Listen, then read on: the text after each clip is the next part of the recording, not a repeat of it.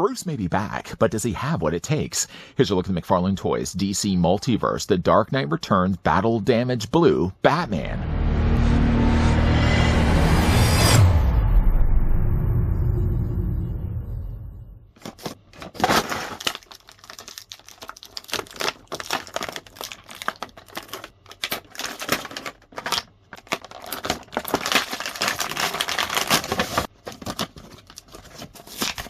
This masterpiece of comic storytelling brings to life a dark world and even darker man. Frank Miller completely reinvents the legend of Batman in the saga of a near-future Gotham City gone to rot, 10 years after the Dark Knight's retirement. 10 years later, and it goes to show, you may be able to take the man out of the crime-fighting life, but you can't take the crime-fighting life out of the man.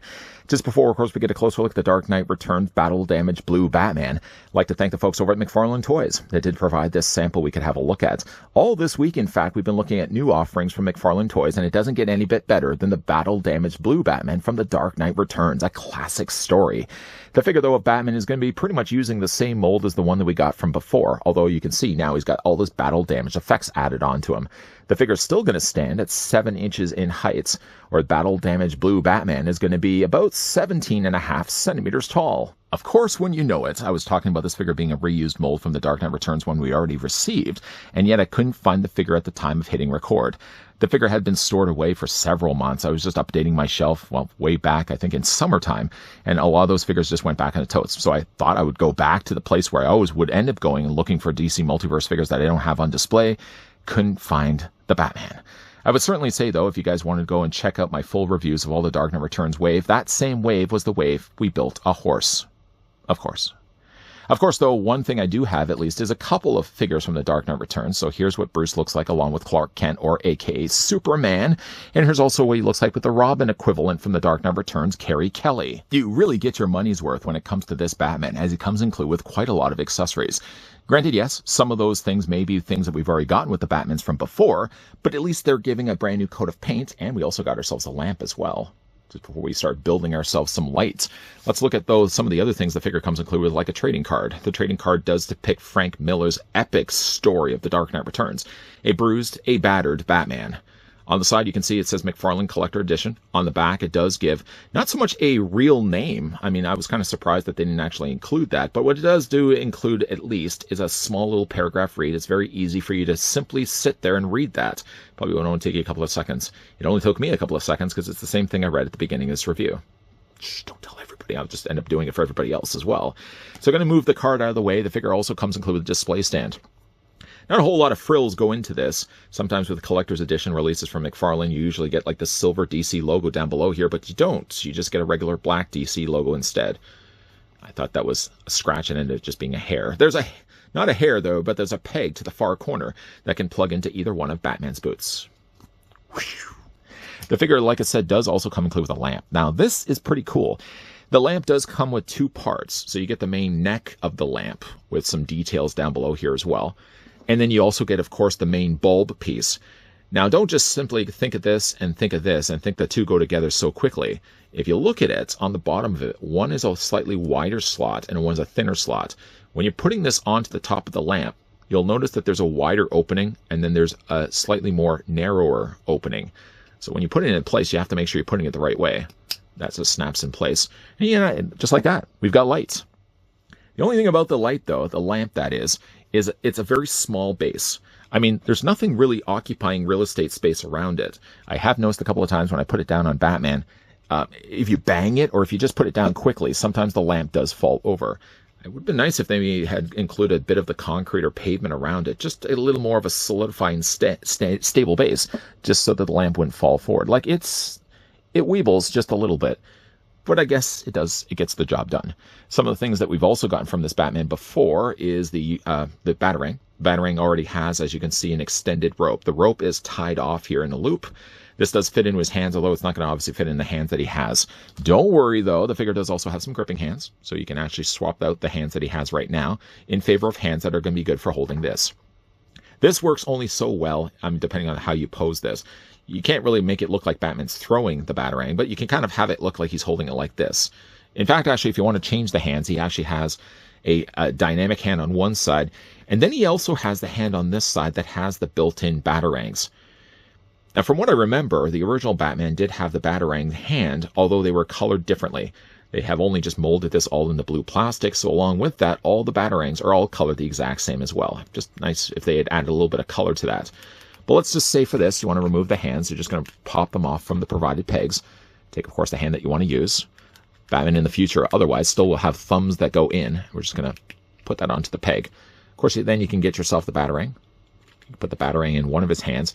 And you can also really, too, you can just have the other hand, although obviously this is the hand that you're going to want to do with this, but you can have the other hand sort of holding the loop. So get the hand in one side. Why am I struggling with this? There we go. Get the hand in one, holding one end of it.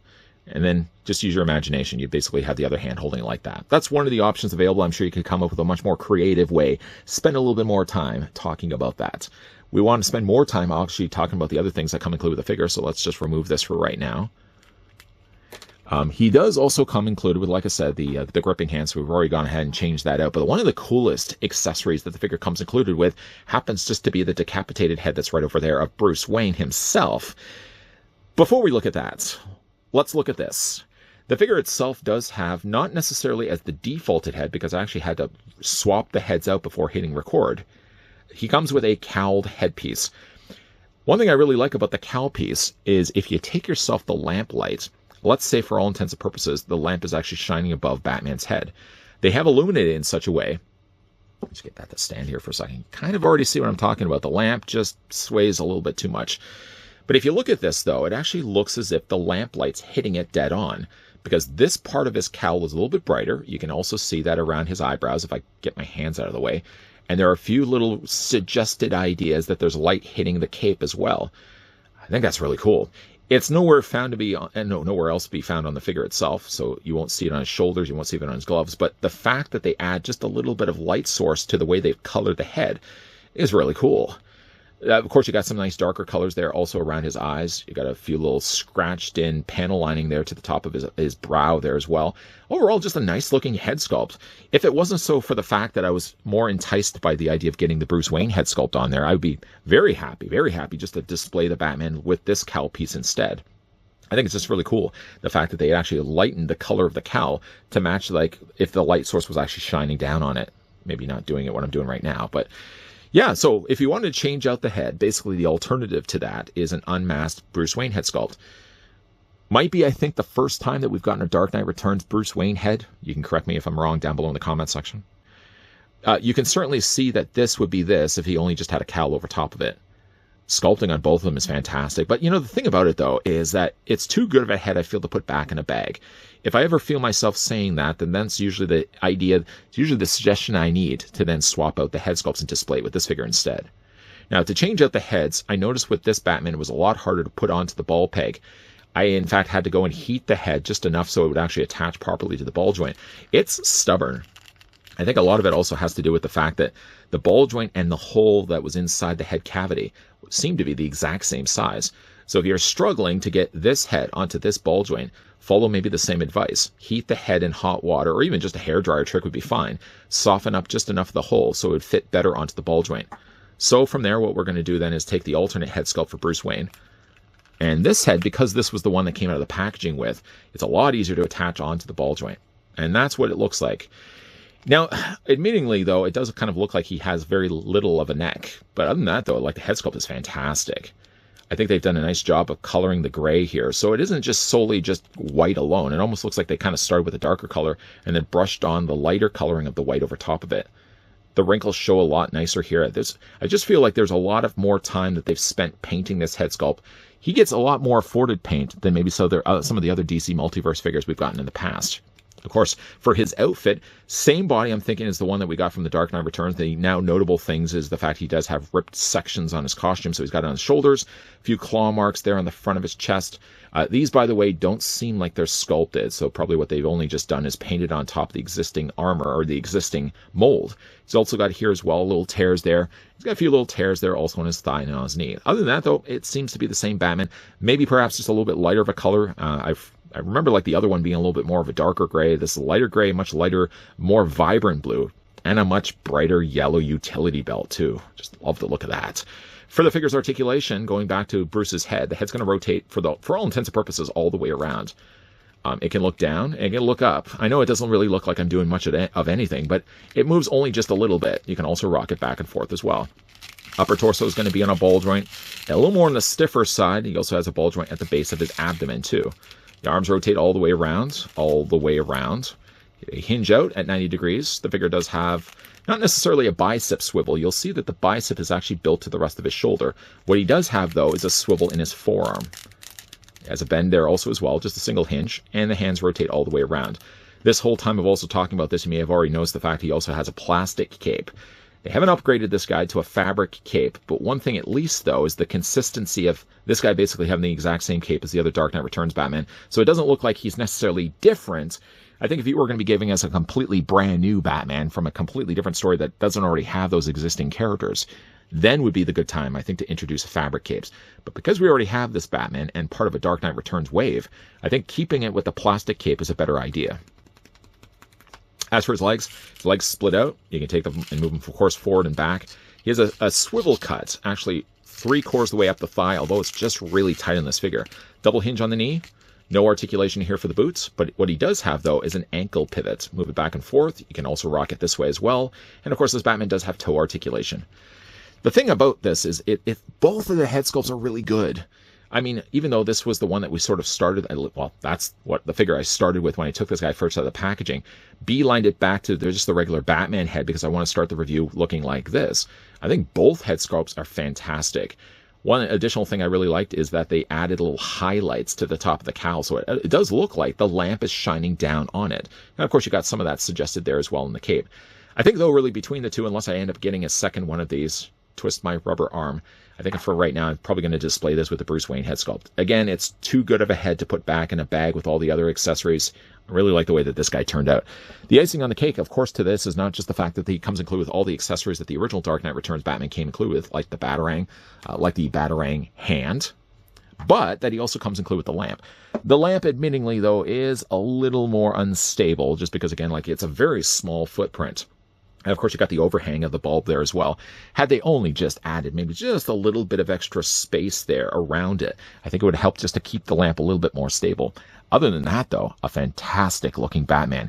If you're a fan of the Dark Knight Returns, like I'm a fan of the Dark Knight Returns, and want to get a bruised and battered Bruce, this is the best one going on the market right now. When we did get that original Dark Knight Returns wave, I kept wondering, are they going to release this mold again, but with a Bruce Wayne head sculpt instead? Well, we had to wait a little while. But not only did we get one that had a Bruce Wayne head, but we also got one with two heads instead of just the one. Now, both heads, if you want to have the figure displayed as a bruised and battered Batman, hey, why not? You can do that. But if you want to have him displayed instead with the cowl piece completely off, there's that option available as well. Something, though, I didn't mention in this review is one little added touch that I would have loved to have seen this figure have is part of the folded back cowl as being something that could go on the back of the figure's body, just around his neck before you put the head back in place. That would have been a nice little additional piece. So it didn't look like Batman had to yank the cowl off. He just basically peeled it back. Other than that, though, you can see a lot of more of the changes here to this figure are cosmetic than actual sculpt changes. And if everything that you're seeing here from a torn and tattered costume have only been effectively done by paint. I don't think they had to necessarily break up the mold by retooling new pieces to it. Painting it in is more than enough. I don't expect them to start to invest in a brand new tool of a mold when the mold that we had already was perfectly fine. The mold coloring, though, is very much different from the original Batman, going with much more of the brighter grays and a much more vibrant blue. Those little accents, though, of the light source coming down from the lamp are all welcomed additions to this Batman. It's a nice-looking figure. Still, though, you're going to be getting a lot of the accessories that the original previous Batman got from before, but this one also does one thing other. He gets himself a lamp. Now, could be maybe a trend that could continue with future figure releases, where McFarlane may include accessories that you may see on the city streets of Gotham City. Fingers crossed that that's the case. What do you guys think of this figure? Let me know down below in the comments section. If you do end up wanting to pick up this figure, let me know which head sculpt would you go with, the Batman cowl piece head or the Bruce Wayne head sculpt instead. Big thank you once again to the folks over at McFarlane Toys that did provide this sample of the brand new, this was the Dark Knight Returns, I think it was Battle Damaged Blue Batman. I don't even know how I'm going to be able to fit that all in the title. What would be a lot easier, though, to do is if you guys did enjoy this video, do it a solid, throw it a like. You guys want to stick around for more so? I hope so. Hit the subscribe, turn on that bell, but the most important thing is that you're coming back. As always, thanks for watching. See you guys next time.